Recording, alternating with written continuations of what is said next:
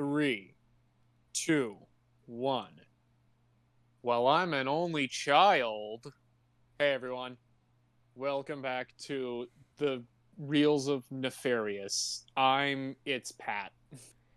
And I'm DB Cooper versus Bigfoot. Oh, wait, no. Bigfoot versus DB Cooper. I've already fucked up this episode. Damn it. God damn it. Fuck. Oh, well. What can we do? Who cares? Who cares? We're Nefarious Reels and we talk about bad movies, and oh boy, did we pick two bad movies to talk about. Pack some stinkers. Probably might be the worst pairing we've had since I think Rezo Cubo versus Superfast, in my opinion. I'd have to look through the list again, see which ones were the worst, but that one is definitely up there. Yep. But you had the retro, so we can start with Yep. yours. Unless you want to mix it up, and I just start with mine, just cause just 48 episodes of like doing it one way. Just like defy tradition. Let's just go with Stick with the norm. Oh my, retro, yes. All right. Yeah, stick to the norm for the moment still. But yeah, so my pick was 1994's It's Pat, which was directed by Adam Bernstein and was I think it's the 5th movie that was based on SNL property. The 5th. And yeah, it was like you had Wayne's World, Wayne's World 2, Coneheads, and then, well, not in that specific order, but Blues Brothers also, before this came out. All right. Fair. Yeah. I'm the fool. Who am I to like question your authority on SNL movies? I mean, I was looking it up while watching this at one point, so because I wanted to see where it was, and I guess because Wayne's World and the Blues Brothers, they were quite successful, and they made bank at the box office, and Wayne's World 2 was a movie pretty close. I mean, yeah, it's a movie. It made back its budget. It was at like 71 million, I think, on a $40 million budget. And then Coneheads didn't do that hot, but they seem to keep trucking on with giving almost every certain characters their own movie, and this one was just interesting. One was Pat. Yes, it is Pat, who is a person of an indeterminate gender, and that's basically the whole joke of the movie, that this neighbor of Pat's, Kyle is just obsessed with knowing what is under the belt. Like, is it a penis or a vagina? Is he a boy is Pat a boy or a girl? Or is it both? Or both. And Kyle he needs to know, and it basically ruins his relationship with his wife. He just goes crazy. See, what you're describing sounds like a good movie, but I'm telling you guys, it's not. It really isn't. It's not at all. Yeah, but and then the other, I guess, subplot you could say is that Pat meets Chris, who is also very similar to Pat. The Chris romance, I think that's the main plot, and the subplot is Kyle going crazy about Pat. Oh yeah, it definitely is, but the Kyle subplot popped in my head first, so I just kind of trucked with that. But yeah, we got the main subplot of the relationship between Pat and Chris, and they go through like the typical romance cliches, like, oh, they fall in love, they get engaged, they have a little fight and conflict, they break up, and then there's like this little line and scene of motivation and remembrance of a certain plot of a certain story that both of them shared, but Pat didn't realize it, and they try to get back together. But yeah, done with the, I guess, Spark Notes summary. What did you think? Oh, I hated it. And not even like a What I that's figured. my boy hate. This was like emotionless, stone cold, like no feeling hatred for this fucking movie. Like, goddamn, Pat's like the worst character. Like Pat's like androgynous. I guess they had that little bit Androgynous, yeah. androgynous. Well, yeah, well, you know what I mean. But yeah, he's Yeah. androgynous, or Pat's they're androgynous. The Pat's Pat, whatever. Okay, so like, and like that's like kind of like the joke is that like if Pat was just like kind of like a clumsy little geez, like kind of just like that.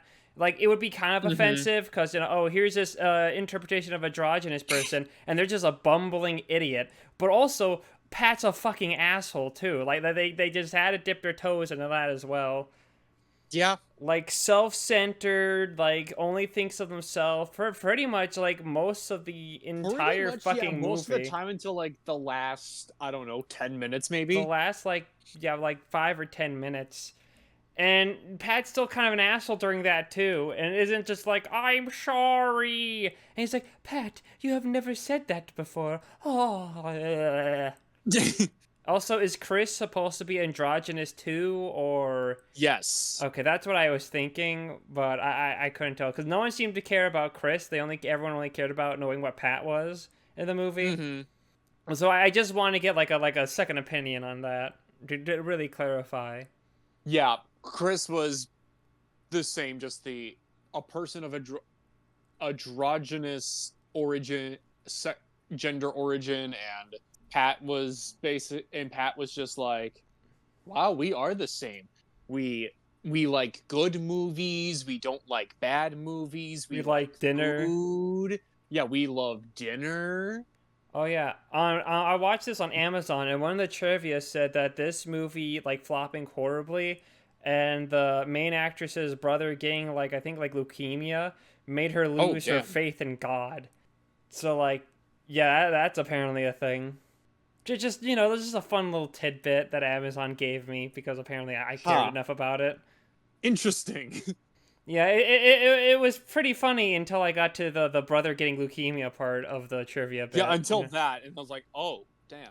Maybe I should have just left that part out, but then our fans would be like, Maybe. wrong, wrong. The brother getting leukemia was also an aspect of it. And it's like, oh.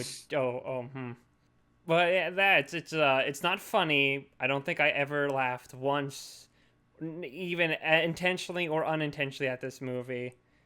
Because most of the jokes are Uh huh. either Pat's an annoying asshole or Pat is like a buffoon, and that's like 98% of the jokes. And like what else is there? A lot of jokes are going like, "Oh, I hurt my nuts," and he then pulls out these walnuts. It's like, "Now what am I gonna eat?" What am I gonna have a snack?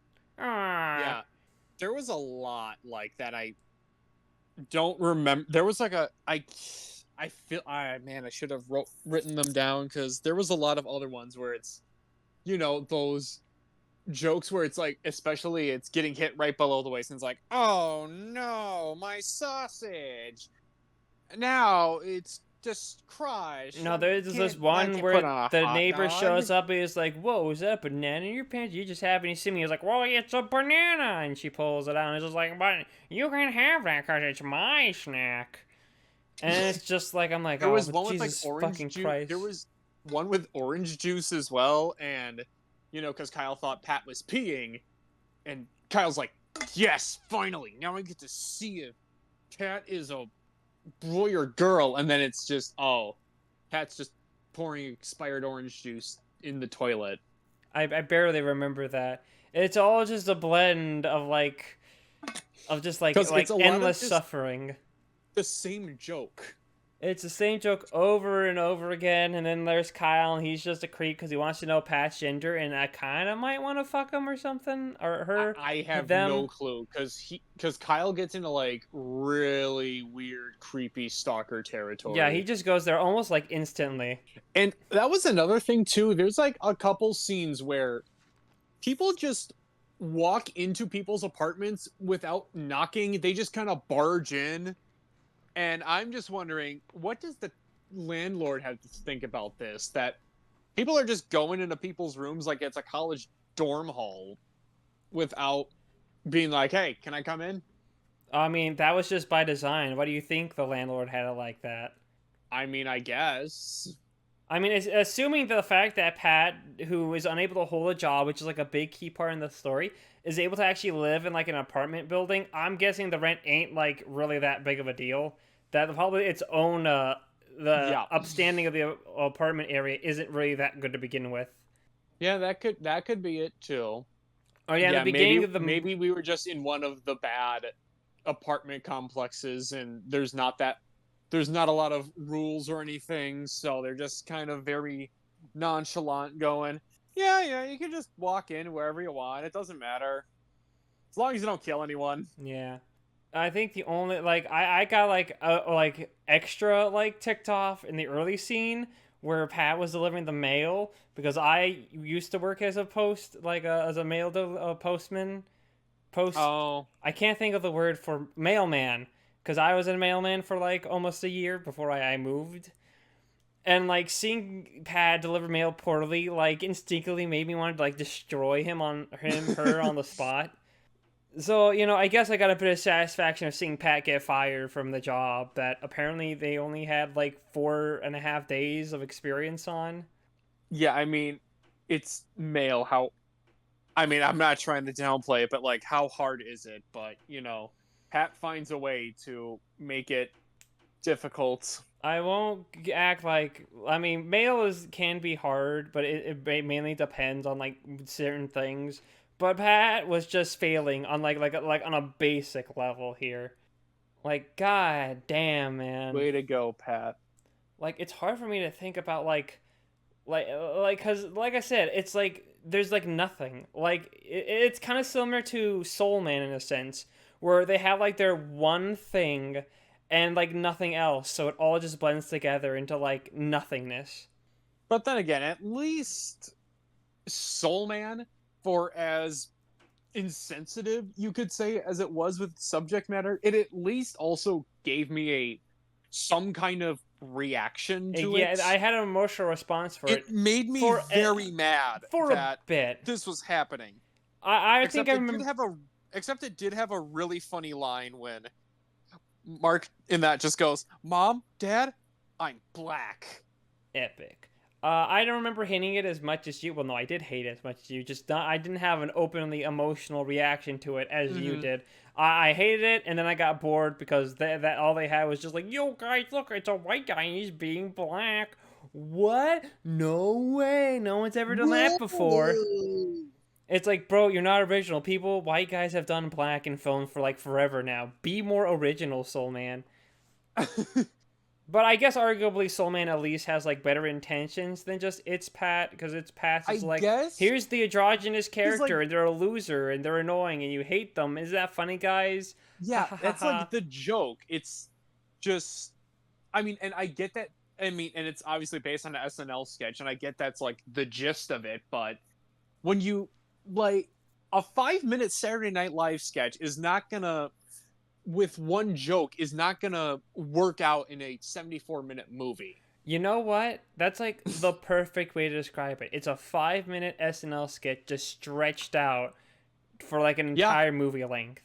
but without the audience in the studio. Would this film be better if there was like a studio audience laughing at If it every was joke? actually like an SNL sketch.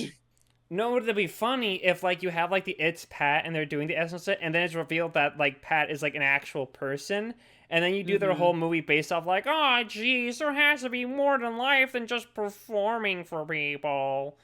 And then you can do like a fucking like a Pee Wee's Big Adventure, except it's called Mm. It's Pat's Big Adventure or something. Where they're like I'm gonna go to like New York and like perform on Broadway or like something silly like that. Like I'm not gonna work in showbiz anymore. I'm going to New York and I'm gonna go work on Broadway instead. And then you Now have I'm like done. yeah, then you have the cross country shenanigans. And then that's when Pat will realize, my showmanship really is great only for the big screen or something like that. And then like And then they drive back, and then you have a scene where they go like, Pat, we want to make a movie about you right at the end. And then Pat goes, oh, jeez. And then, like, the movie ends, like with them, like, at the theater to watch the movie as the credits, like, roll. And, like, the opening credits or the end credits, and that's what you do. That would be kind of... But that's too creative, though. No, that's too creative. I mean, the movie only had the budget of a 5-minute SNL sketch, after all. If you say 5-minute SNL sketch is like, I think it was $8 million was the budget. Man, we probably could have made a better movie with $8 million. Like, for starters, it would actually be funny, so that would be like a plus. Should we try? Do we even want to do an It's Pat sequel? Like, I don't think the person who did Pat is like sequel. Yeah, the squeakle. Yeah, I don't think the main female lead of It's Pat even would want to be Pat anymore, considering, the horrible historical context it's had now in her life. Maybe we can get Danny DeVito. Do you think we can get him to do it? He's got not much years left. I think we can squeak him in for, like, cheap at this point.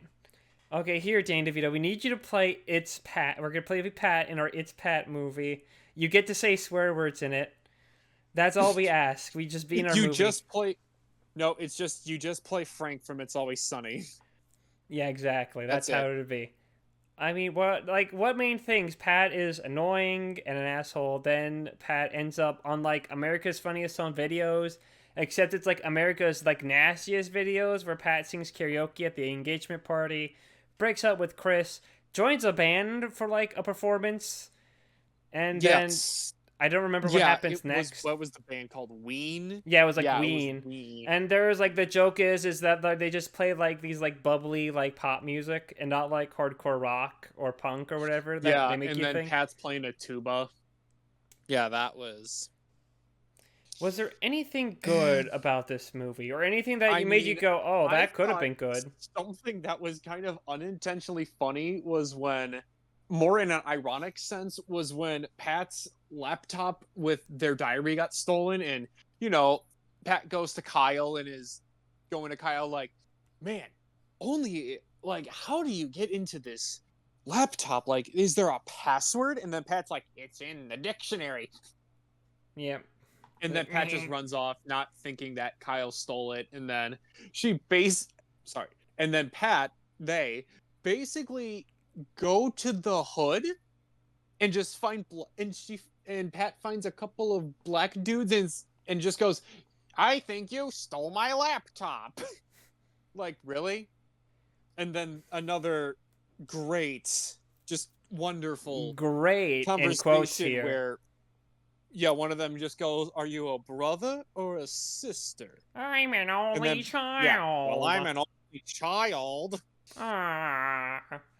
Again, like we said, it's basically a 5-minute I'm gonna keep repeating it just because it's a 5-minute SNL sketch where they repeat the same joke into the ground, but none of them are ever funny.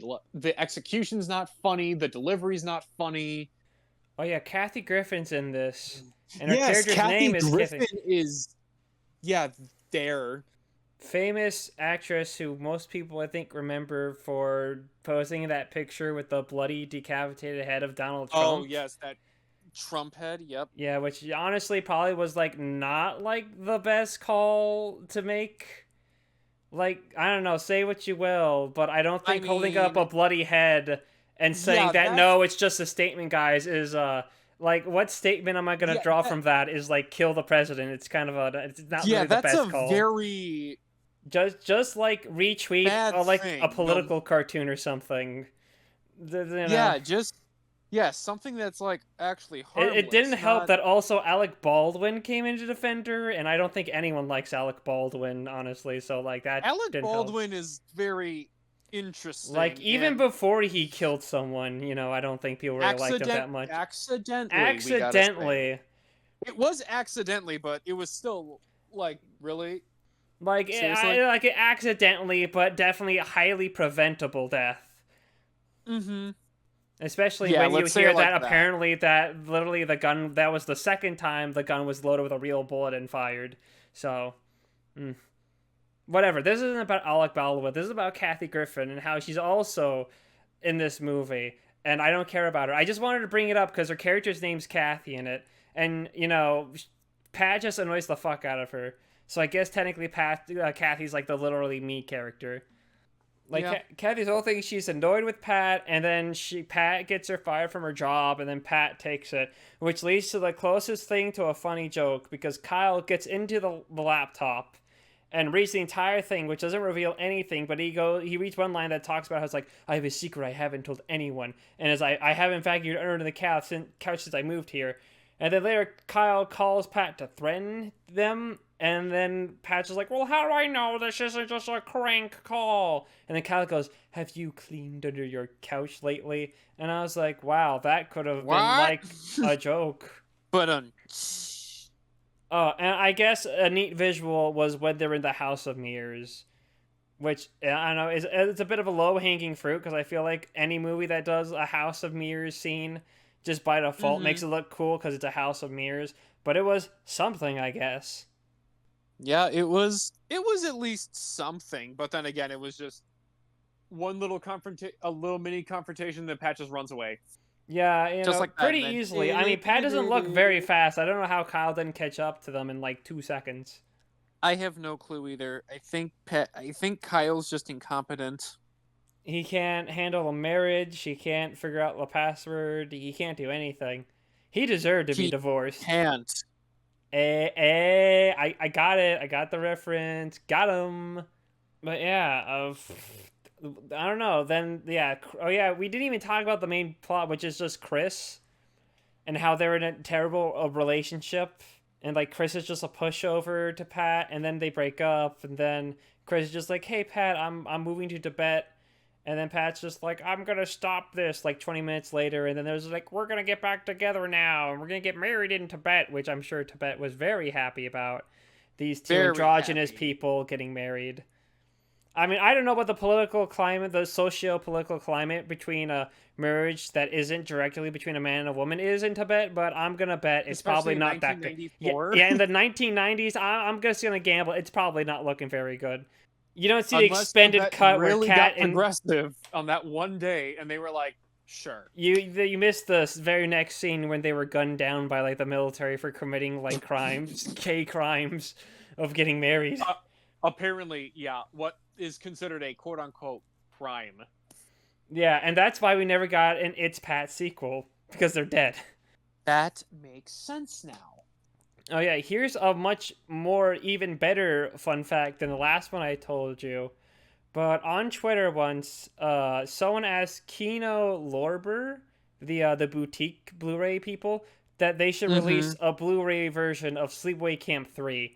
And then the person who runs the social media for Kino Lorber, they were like, yeah, we're not going to release trash like that. And when that person went, oh, well, you released It's Pat on Blu-ray, and then he was like, yeah, because we were making, like, a deal to get, like reels from, like, whatever company that, like, owns it, for, like, oh, we got, like, the bundle of, like, movie reels that we wanted to make a Blu-rays transfers of, and because some of them were ones we really wanted to do, and It's Pat was also in the mix, so we decided, what the hell, and then we did that one, too. And it's like, we're not gonna do fucking Sleepaway Camp 3. Which is fair because there's already a Blu-ray release of Sleepaway Camp 3 that's out of print and super expensive that I also own. Nice. Yeah, very epic. So yeah, way more fun than the last one I said. But yeah, It's Pat. I think it's one of the worst films we talked about. It's in my bottom 10. Easily. It's not funny. It's offensive. I hate Pat. I hated watching it. And I never want to watch it ever again. What about you, Cole? Any more thoughts about It's Pat?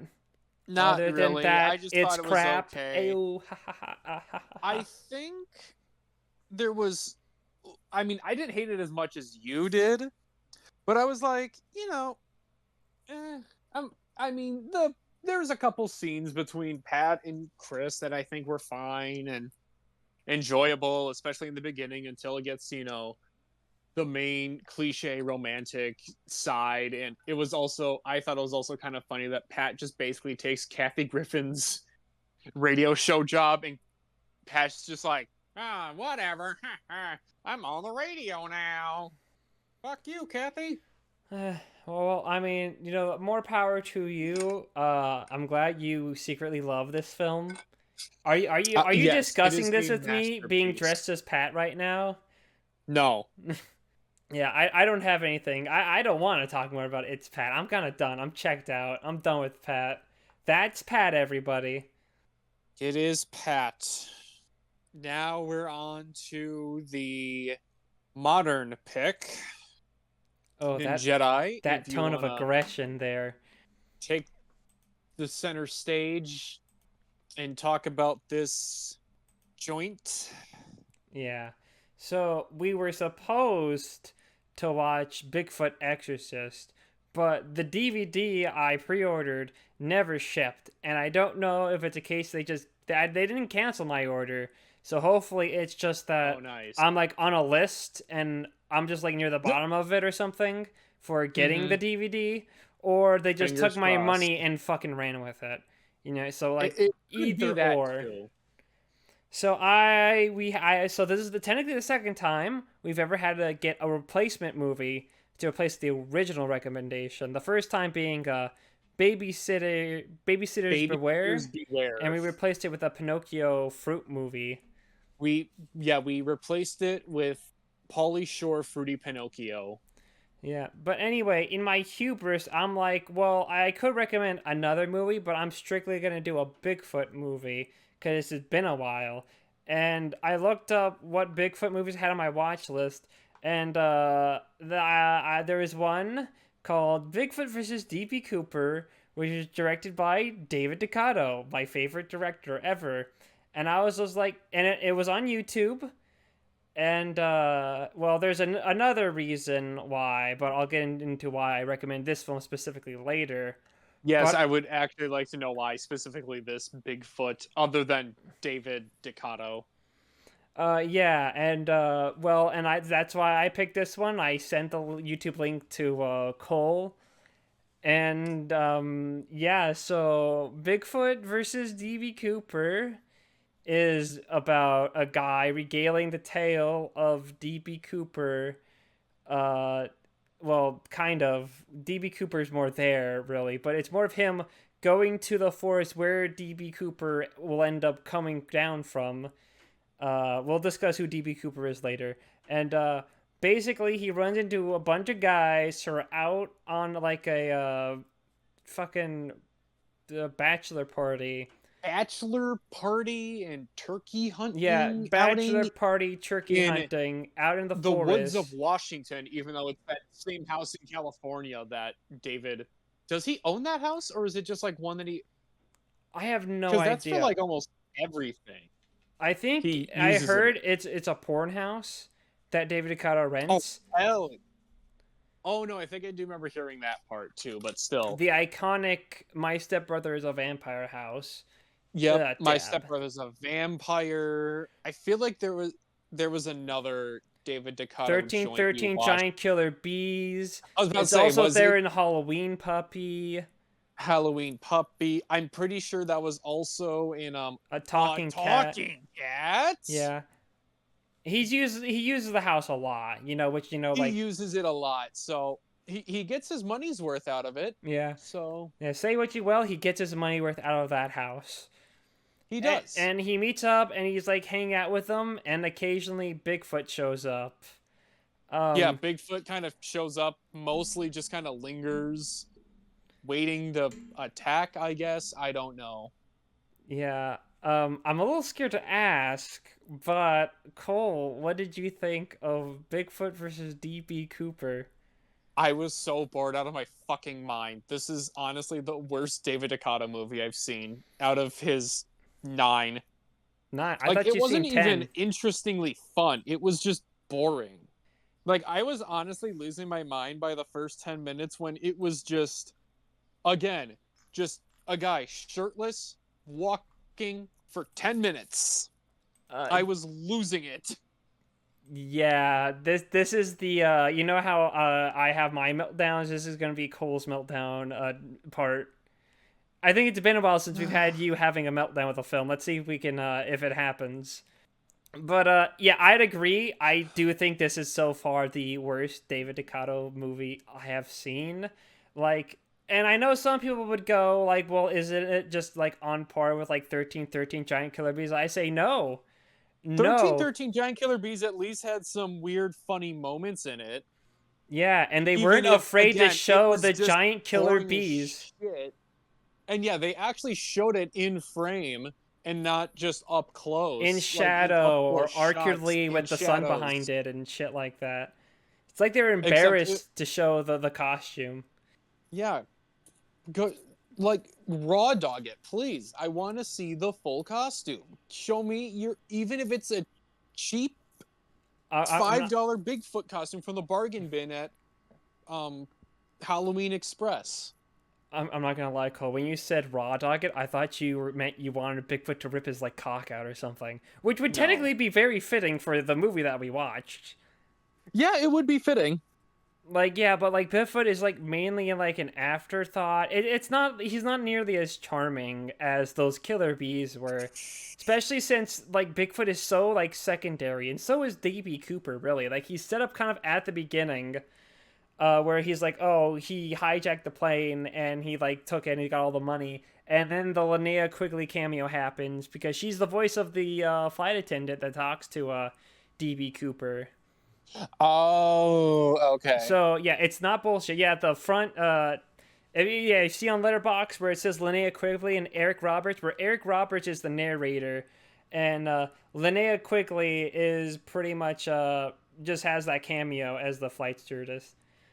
Oh yeah, I Got should it. let me I was wondering who that before was. we continue further. Let me explain why I specifically recommended Bigfoot versus DB Cooper because actually at the time I was kind of leaning towards a different movie which was called Among Us. Among Us. Yeah, and I'm not saying that's literally what the movie is called on Letterboxd, and it's an actual Bigfoot movie. And I was kind of leaning maybe doing that, but then I noticed that on Amazon there was like one DVD copy of Bigfoot versus DB Cooper for like $250 plus like $40 in tax. But there was an What? option saying that, oh, hey, if you don't want to pay that, just pay $20 a month for $18 a month. And my brain went, yes, that is reasonable. And I clicked add to cart. And then I went, like, whoa, what the fuck am I doing? What am I doing? Am I And then really you put it gonna back. pay $20 a month to get a DVD of a movie I'm probably only ever gonna watch once? Like, I frivolously spent money for a David DeCoteau DVD before, but like $20 a month for a year and a half for this one thing. And then I made the decision, like, because I mentioned that this was like kind of my one of my white whales of like movie collecting, and then I went like I need to like scratch this it or at least nullify it so I won't make a rash decision like that ever again. And it's like, well, it's on YouTube, so I think I gotta switch it out for that one. So that way, maybe I won't feel a need to just buy it so I can experience it. I've already seen it, and I can probably pick it up when it's at a cheaper price. So it's like a yes, it was torture, and you hate me forever for it. But I financially saved myself by switching out for this movie. Good. Thank you. Anyway, can I borrow like $300 so I can buy that DVD, please? No. Damn it. Okay, maybe next time. But I'll just be like the magic conch every time. No. no, No. no. Can't you Can say I get the anything 300 else now? but? Can't you say anything else Try except no? asking. Try asking again. Can I have $300 to buy Bigfoot vs. DB Cooper on DVD? No. But yeah. Oh, another fun fact: the person who plays DB Cooper, you know who that is? No. That's the guy who voices Frank West from the Dead Rising series. Oh, I haven't played the Dead Rising series, so. Oh, Yeah. F. Yeah, you should go buy them, and you just buy it off the record. I think that's the best one, and just play through that. Like, they're not long games. You could probably beat it in about, like, if you play through the main game, probably about, like, 8 hours. Yeah, to stop. We're ending the recording right now. You're going to beat Dead Rising 2 off the record, and then we're going to come back and finish the recording. No. Okay, fine. But I would recommend playing through the Dead Rising games. At least one, the first one, 2, and off the record. I haven't played 3 or 4, so I can't, like, comment on those ones. But yes, Bigfoot versus DB Cooper. There's a lot of just half naked guys just like walking around the forest and stuff, and you get a scene where one showers. I don't know. I thought it was a little funny when the guy shows up at the mansion. He's like, "Oh hey," he's like, "I thought this was vacant." He's like, "Nah, we're renting it for the weekend. Come out, guys!" And then like 5 guys come out like a goddamn clown car. Like it's never ending. And again, everyone jeans or like jorts, and then their shirts are off, and then there's the one guy who's got like a shirt on and a zip-up jacket. Was like the biggest plot twist of all. There was a guy who was because not shirtless. I was like, what? Like, it should be noted that our first intro of our main character, I guess, he's walking through the forest like shirtless for seemingly like no reason. There's no like implication of like he needs to be shirtless. Like, he gets out of his car, no shirt, and it's David DeCoteau, and he likes his shirtless boys. Yeah, no, but we're talking like in universe here. That's about it. In fact, it makes me wonder why the guys are shirtless inside the mansion. At least you can argue, well, it's hot out outside, and they want to maintain their tan. Why the fuck are most of them shirtless inside? It makes no sense. Beats me. Like, at least in 1313 Giant Killer Bees, when the dudes are, like, in their tidy whities inside, it's because the bees, for some reason, turn them into mindless zombies that only wear their fucking underwear for some reason. And they spread the disease like that. That's just how it works. It's just science. Why are they shirtless inside? Like, oh yeah, bro. Oh yeah, this is a bachelor party. This is a totally not gay bachelor party, bro. Oh yeah. Yeah, just a bunch of bros, no shirts on. Very epic, except for this one guy. Guys being bros. Yeah, naturally, when I hang out with all my dude friends, we just take off all our shirts and we're just like stripped, like half naked. You know, just really feeling that bro vibe that you can only get with a bunch of dudes. Only with the boys. Hanging with the boys. And then they're just like, hey, dude, we never met before. Want to come with us and do some turkey hunting? Because our dude's like a total bachelor, and we're just going to do a bunch of manly things before he gets, like, hooked up. Because we're men. Because we're... And totally straight. 100%. Except for the guy who doesn't have his shirt off. Loser. Yeah, he's weird. We're not gonna say the word. We're not gonna say it, but you're all thinking it. You know what we're gonna say, but we're not gonna say it. But yeah, they all go turkey hunting, except for like the one guy who's like, nah, bro, I'm a lover, not a killer. And they're just like, ha, straight.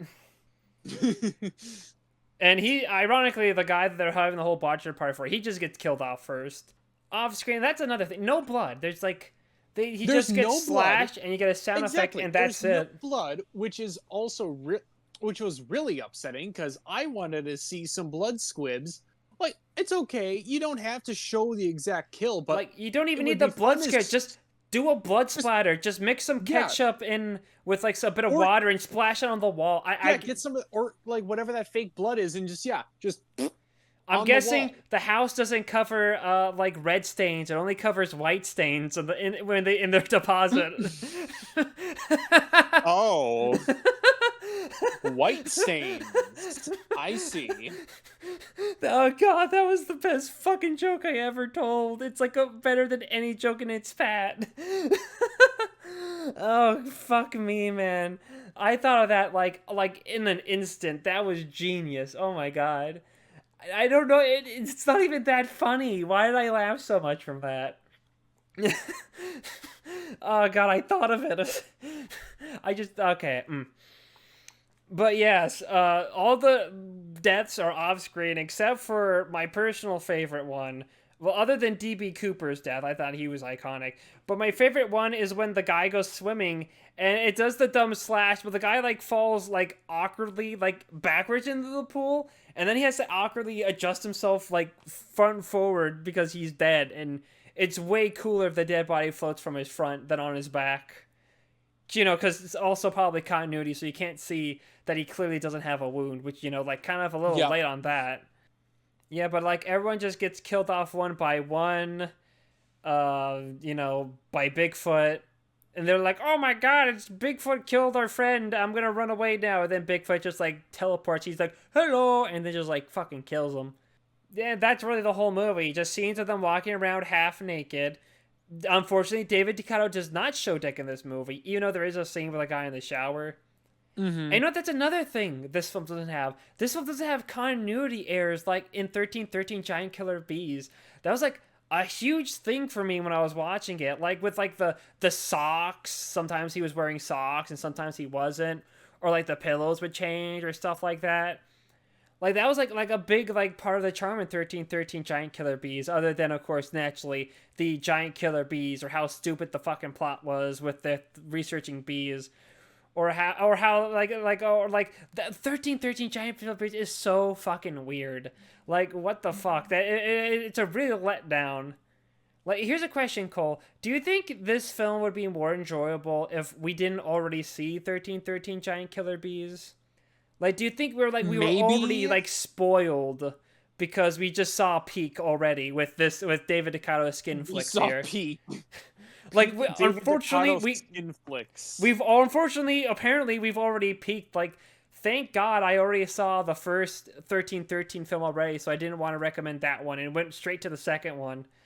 Oh, wait, you have to watch... Wait, is there a specific order to watch the 1313 Apparently movies? there is. Letterboxd has, like, an actual order, like, listed of how to watch them. Like, chronologically, I guess. Because I guess there's a 1313 cinematic universe.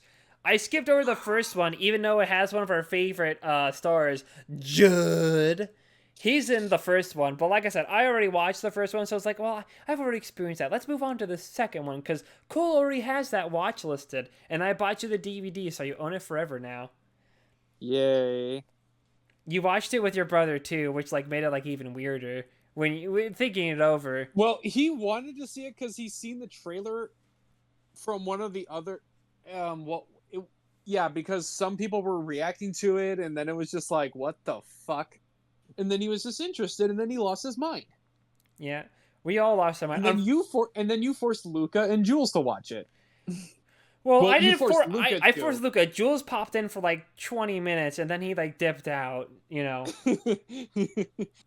And to be fair, at the time, I was gonna show Luca My Stepbrother's a Vampire, but Luca specifically requested a gay movie, and that was just the one I had on hand at the time because I didn't own Leather Jacket Love Story yet, so I couldn't show Luca that.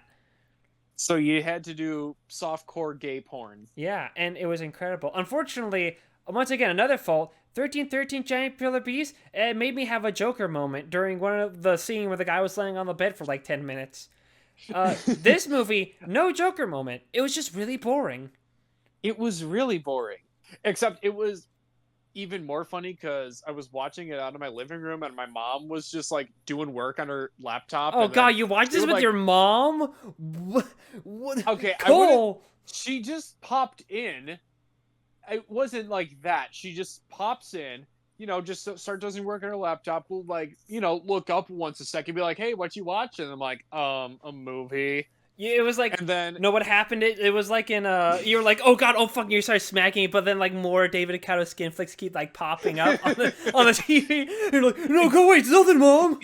It's just like this scene in Cyber Seduction when the brother walks in, going, "Hey, what are you looking at? None of your business. Get out of here. Get out of here, mom." Son, are you watching? Your mom goes to a friend. Hey, your husband watched David DeCoteau movies, right? Nothing bad came of that. David DeCoteau ruined my marriage. But yeah, no, keep going on your little story. But it was even more funny because then because it was like at one point she would just look up and it was just the 15-minute sequence where four guys walk into different bedrooms, take off their pants, and play with guns, their toy rifles and the tidy whities, and then just put shorts on. And I'm like, all right. And I put like a little voice on just for the fun of it, being like, all right, gotta take my pants off. Gotta pose with this toy rifle in the mirror and my tidy whities. Back-to-back scenes. Back to back to back to back. Yeah, it was with the same music looping, it felt like just going on, What'd be really funny is after that fourth guy, then it was Bigfoot walking up, and then he started playing with the rifle, just like in the Yes. room. That would have been funny. It would have been something, yeah. To give this film a little bit of credit, I did not see the twist coming. When it was revealed that our main guy was I actually was secretly working with DB I Cooper the was whole just more time. mad that I was like, we're almost 5 minutes away from finishing this movie, and where the fuck is DB Cooper in this movie called Bigfoot versus DB Cooper? I was getting irate at some point, and then You have to understand, Cole. That whole hour, that was like the entire flight that DB Cooper was going at the time to make it to that spot. yeah, to that exact spot. The exact spot where he dropped in. And luckily, I think DB Cooper, for as low as we got him, I definitely enjoyed DB Cooper for what it was. Because he just dropped in wearing a whole ass suit and then got his ass kicked by fucking Bigfoot for like fucking 5 minutes. It was more like 45 seconds, Okay, well, and there was just honestly no real fun to it. I think it probably helped me because I knew that was the voice of Frank West. So I was just imagining Frank West getting his ass kicked by Bigfoot, which probably would actually happen in the games. Or at least a guy dressed as Bigfoot would be kicking his ass in the games. But it turns out that if you get hurt by Bigfoot, you get turned into Bigfoot, apparently. Apparently, you TF into Bigfoot is what happens, I guess. Yeah, well established lore.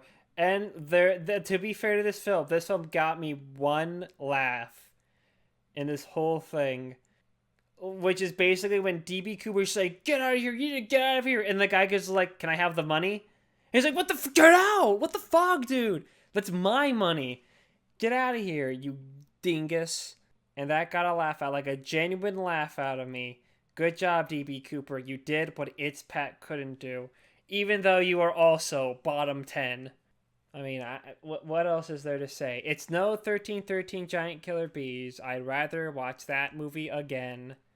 Do you have anything else you have to add to Bigfoot versus DB Cooper? I mean, not really. Other than, yeah, again, I was bored out of my mind, and I just felt like it was kind of a waste because I could have at least gotten some weird, funny, softcore gay porn scenes, but nope. You said that you were kind of getting a little sick of the DeCoteau shtick, and I'm sorry for that. I know. I didn't want to ruin I don't it know for if it's you. like I don't know if it's exactly the skin flick part or just that, his movies just seem like they just drag on. They feel like they just go forever, and it's starting to. I guess it depends on the movie too, but it's kind of getting on my nerves at some points. I think it just depends on which movie, because, like, My Stepbrother's a Vampire, like, Kino, classic. Dr. Alien, epic. They're like, we've talked about some absolute bangers, I feel like, that he's covered. I think it's just mainly that, like I think Bigfoot versus DB Cooper just promises, like, a lot more. Like, I'd argue even 1313 Giant Killer Bees, which is also very similar to this movie, arguably still does deliver on the Giant Killer Bees. They appear, like, multiple times and actually are, like, active in the plot. Yeah, fair. Yeah, and Still doesn't change my mind on it, though. Yeah, it's fair. I mean, you still rated it pretty highly on our ranking list, so, that's fine. And to be fair, the next DeCoteau I was planning to recommend was something like a completely different thing than what we normally see from a DeCoteau joint. Like I usually kind of want to avoid recommending the same thing over and over again.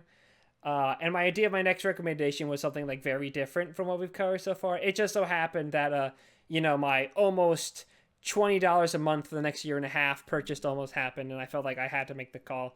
But don't worry, the next film is going to be a very different DeCoteau joint, and hopefully you'll get it'll be a different. It'll be new to the palate, pretty much. I promise you that. The next recommendation of DeCoteau from me, unless you beat me to the punch and you recommend DeCoteau, which is always also an option. But yeah, I think that's everything. So yeah, take it away, Cole. All right. So now that we're done, we go to picking the better movie of the two, and which one is. I already know, Ninjetta, what your favorite is gonna be, but why don't you say it again? I know you're not happy with this, and I'm gonna say right now they're both bottom 10 for me. They're both in my bottom 10 of all the films we've ever talked about so far, anyway, as of recording this episode. But I can't find it in my heart to not give it to Bigfoot versus DB Cooper. I laughed. I laughed at this film one time, and that's more laughs I got than the fucking comedy that we were supposed to laugh at. Quote unquote. Yeah, the quote unquote comedy movie that we watched. I didn't. I laughed one time at Bigfoot versus DB Cooper, and that alone makes it better than the fucking comedy of It's Pat by default for me. I'm sorry, Cole. I'm so very sorry. I know you hated I don't know it. why you're apologizing to me, but I feel like because like I burned you like the hardest with this recommendation. I feel like I just feel like you're disappointing to me. Like you're like a disappointed father with like his son revealing like my fucking like dad, I really like anime, and then you're like disappointed because you wanted me to the play like baseball like a normal boy or something. But yeah, I'm picking Bigfoot versus DB Cooper. okay. All right. And I mean, it is a little tough, and I mean, I don't want to do the split, but I am gonna, so I'm gonna say It's Pat because it's gonna. I don't think it's a bad reason, but it had more of a plot compared to DB That Cooper. that's fair. That's fair. If I can just pick Bigfoot versus DB Cooper because I laughed one time more than It's Pat, which is like what, which is literally just by one laugh, then you can pick it for It's Pat having a slightly more coherent plot than Bigfoot versus DB Cooper. Yep. So that's a tie, and yes, there we go. Yippee Yippee. ki motherfucker. All right. So now on to questions. Yep. Remember, if you have questions, remember to ask them so that way we can answer them. And the first one comes from our good old buddy old pal Robert. He asked two questions, one for each of us, so that way we weren't left out in it. The first question was for his questions are: I'm stealing this question before Manius gets the chance. Favorite One Piece arc, and for Cole, favorite Eva movie. Ooh. Okay. I'll let you. I think I might already have my answer. So Yeah, I'll if you let you got your answer, think. go ahead. So for me, I'm kind of split between two of them. The first one, like, there's two I'm always kind of going like, kind of back and forth on, and like the first one is Arlong Park, which is kind of like the whole like, which is like that's like the big cap to like the East Blue saga before they like go to the Grand Line. And Arlong Park is like we learn more about like Nami and her whole thing, and you know like Arlong's like this like really big intimidating threat, and like you get like you get all the characters so far all kind of standing up and like find like seemingly this like almost kind of like impossible foe because they're not even humans they're fighting against fishmen. You know, you got that whole thing. I think that's like really great, and I think the arc I have like next to it, my other like number one arc is I'm gonna say kind of like Water 7, that whole arc with there, and kind of when we learn more of like Robin's backstory and her kind of tragedy. You get like the infighting between Usopp and like Luffy. And I'm saying this, and Maddie's gonna listen. I don't think he's even this far into the fucking anime slash manga, so he's just like, I feel so bad for Maddie. She gets spoiled by like everything. And also, like, once again, like, the foes are fighting against seem, like, almost impossible because they get their shit kicked in by them at the beginning. So it's, like, it's all, like, really great and everything. And I'm also going to give an honorable mention to the Alabasta arc because that's also really great. That's, like, easily, like, my split between my favorites of Arlong Park and Water 7. Those are both great, and I think just slightly right behind it is definitely Alabasta. But those are easily my favorite arcs. Ironically, none of them actually involve Buggy, who I listed as one of my favorite characters of One Piece. So, whoops. Cole, what's your favorite Eva movie? All right. So, if we're talking just the Evangelion movies, I mean, my favorite's definitely the end of Evangelion from 97, but I will give credit also to 3.0 plus 1.0 Thrice Upon a Time. Well, they're the two movies in Evangelion I gave 10 out of 10s to. And if we're going, I I would say, because obviously both of those stories are much different from the other one, but in terms of the show, it is a end of Evangelion is a better ending to the show, even though I personally thought that the last two episodes weren't terrible. I mean, yeah, they're kind of corny and cheesy, but I mean, they had some nice merit to them, and they definitely worked in terms of being kind of a neutral ending to Shinji's arc. And then End of Eva was, oh, all right, here's some context for what happens. People got really mad about the last two episodes. I don't worry. I know. Oh, this is for the like, audience. This is for the audience. Fair. But like the normal fan, but like the fan base, you can tell that we've gone so much better as of recently with, being a fan base about something. Oh yeah, they sent the creator Hideki Anno death threats. So yeah, it really kind of hampered his mental health a lot, and with depression and all that. And then, they decided to make the movie, and the movie was basically a just big fat go fuck yourself middle finger to the audience, just going, oh, you wanted a dark ending to Evangelion? Here you go. And it didn't even work because they're like, yes, this is what we wanted. Thank you. Yes, and now I have crippling depression.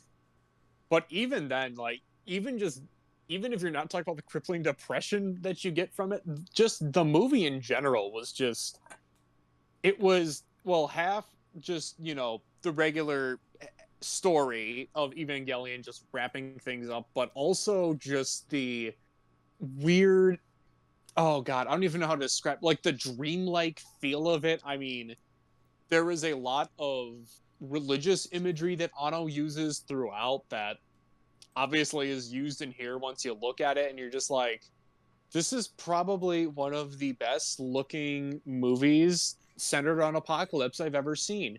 And even if it has tormented me, but it's also beautiful. Yeah. Also, absolute banger of a song at the end. Yeah.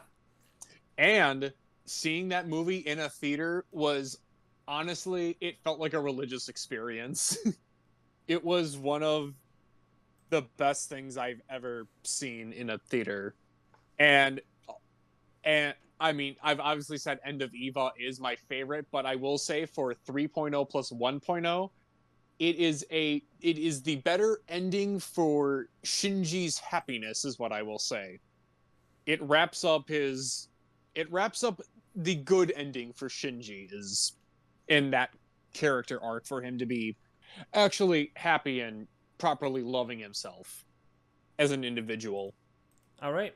Our next question is from, surprise, surprise, it's Mattias, which is best movie parents. Best movie parents. Joe Doucette and Donna from Oldboy 2013. I'm kidding. Yeah, love them. Father. Yep. Oh yeah, his parents too. Father. I guess the first thing that came to mind was like, Mr. and Mrs. Incredible from the Incredibles movie. They're doing their best, and they care. Especially Mrs. Incredible. Yeah, I get it. She's a big dumpy. She got a dumper. Sorry. Keep going. Hold on. Let me bring up my favorite movies list, so that way I can use that. I can cheat and use that. No, that's not a bad way. I mean, for parents, that's a little more interesting because You know, the mom from Mommy, you know, she's also doing her best, and I appreciate her for that. Oh, did you have another one, or I remembered one. You can say one. Uh, I'm gonna go with. I wouldn't say it's exactly perfect, but he does what he does for his daughter. But Paul Mescal's character in After Sun, Yeah, I haven't it seen is. After Sun, unfortunately. It comes out on Netflix, I think, tomorrow, and Maybe I'll I check think it I want out. to watch it. It is incredible. I mean, it broke me at times, and also make me will not make me listen to Under Pressure again the same way. But Oh, it's fucking great. oh, if that's the case, don't watch Happy Feet 2. That's like their big climactic. That's their big song of the climax. You're gonna have like huge PTSD when that happens. I'll just be thinking of After Sun, just like having one of those 1,000-floor stairs, just going, "Oh no, not again." You just start crying, and then you're watching with your siblings. It's like, oh my god, Cole's so moved by this moment in Happy Feet 2. Yep, it's Happy Feet 2 that I'm crying about, not that it was used in another movie, but I guess another great movie parents are the parents in the documentary Dear Zachary, a letter to a son about his father, oh, and okay. the what they did in the movie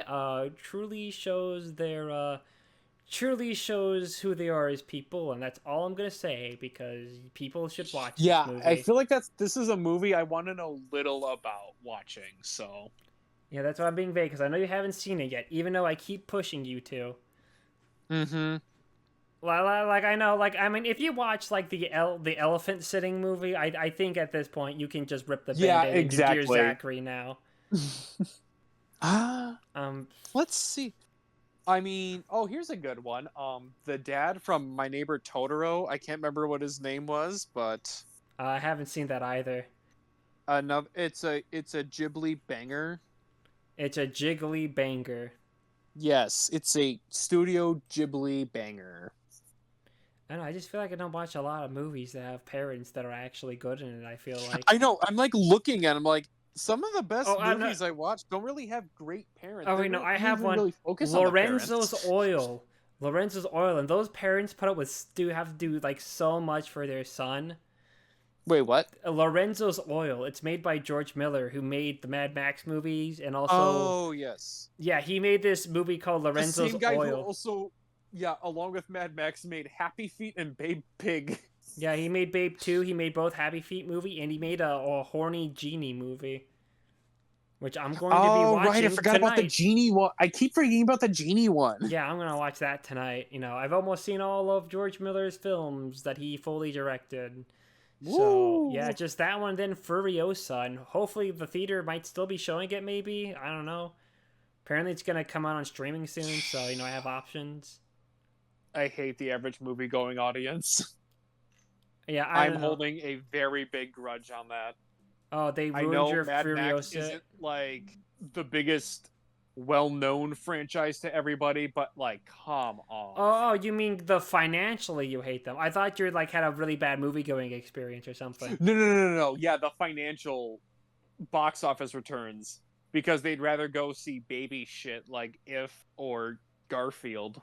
What, you didn't see Garfield in theaters? You're just being a little hater, Cole. I didn't want to see it. We, It we, we looks can't be like friends shit. anymore. We can't be friends anymore because you hate Garfield. Get out. I'm getting a new co-host. I like Bill Murray.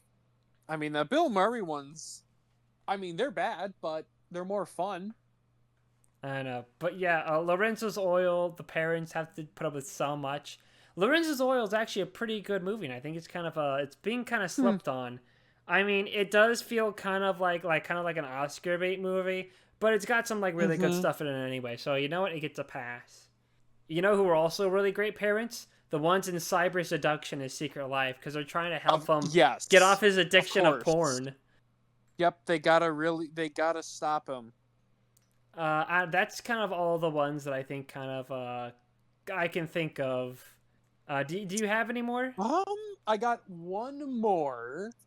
It's another movie that I watched again recently, but I mean, they weren't technically parents per se, but they were watching after a child, it's the main character, and oh my god, what are their, hang on, I gotta look up their names again. Koichi and Noriko from Godzilla Minus One. I haven't seen that. I've been meaning to. It's on Netflix and it kicks ass. Maybe I will check it out. Who knows? We'll see. It is it's the best Godzilla movie I've ever seen. That's that epic, huh? It's so good. I don't know. I'll have to check it out. That's just how it's gonna be. But yeah, that's I got a fucking goddamn gnat in my face. Get out of here. But that's all the questions that I'm willingly gonna allow us to answer. Because one Eva question per episode. That's what I'm saying. And yeah. Wrap it up, Cole. Yep, and now we are on to the recommendations for the next go around. And obviously, since I just did the retro pick, Ninjedi, what is the retro pick for your recommendation? All right, so here comes, hopefully will be my apology tour for making you watch Bigfoot versus DB Cooper. But because next month, the next episode will be out in July, and I thought, well, I have to do an appropriate theme because it's July, and I think I found the perfect movie, and it's not something that came out in the 80s or 90s, so variety. Whoa. So we're going to be watching 1959's Santa Claus. What? Yeah, Christmas in July. That's what everyone remembers July for, right? It's such a stupid phrase. Yeah, the one, what was it, like Rankin Bass Christmas special, Christmas in July, where Rudolph and Frosty all help out like a failing circus, so a guy can like hook up with like this like one performer, and there's like an evil wizard guy that like fucking like captures like Santa, Mr. and Mrs. Claus in an evil vortex, and like uses like evil dark magic. Oh yeah, and Frosty's family is there too. There's a Mrs. Frosty and there's like 2 kids. Well, you don't. That's where Christmas in July comes from. It's interesting. It's like okay. It's like I should rewatch that. But yeah, that's what Christmas in July comes from, and that's why I'm recommending 1959 Santa Claus. Okay. All right. I'm still on the fence on. Okay, a couple. So I'm gonna give you a pick, Ninja. Ooh, I get to choose. I don't get. Oh, sorry. All right. Sorry, sir. Do you want to go for a movie in the 2000s or the 2010s? Well, we just discussed the movie. No genre. You get no genre whatsoever. Okay, well, we just did a movie that was in the 2010s, so I'm gonna go with a film from the 2000s. Okay. Done and settled. Here we go. This is from the director of Thunderpants, Peter Hewitt. God damn it. 2006's Zoom. Zoom? Yep, Zoom. Starring Buzz Lightyear, Monica from Friends, Chevy Chase. Oh god, I remember the trailers for this. I remember there's a line where he goes, "Tucker, put the cow back." Sorry. But yep, that's what we're doing. All right.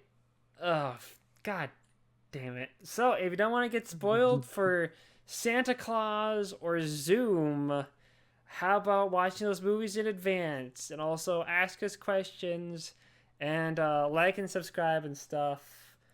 And you all have a good day and a happy Morbius. Happy Morbius. Happy it's Pat. Happy Bigfoot versus DB Cooper. Happy David DeCoteau. Yep. Happy Androgynous. Bye-bye. Bye.